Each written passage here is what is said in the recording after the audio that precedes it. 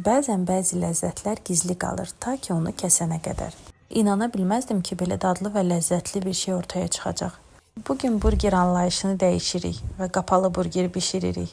İnanın mənə o qədər ləzzətli alındı ki, həqiqətən də şişirtmədən deyirəm. Məncə sınayın, mütləq bəyənəcəksiniz. İlk öncə onu qeyd edim ki, əti tavada tamamilə yağsız halda bişirdim. Çıxan yağ ətin öz yağı idi.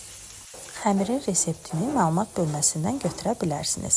İstifadə etdiyim pendir və özəl sos sırf burger üçün nəzərdə tutulmuşdur. Mən onları Belaruski mağazalar şəbəkəsindən əldə etmişəm. Açdığımız xəmirin üzərinə ilk öncə pendiri əlavə edib, daha sonra əti yerləşdiririk. Özəl sosdan bolluca qoyub, yaxşıca yayırıq.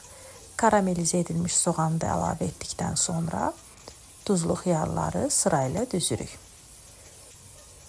Ardından yenidən pendir əlavə edirik və gördüyünüz formada bükürük. Formasının düzgün alınması üçün bir qabın içində etsəniz rahat olacaq sizin üçün.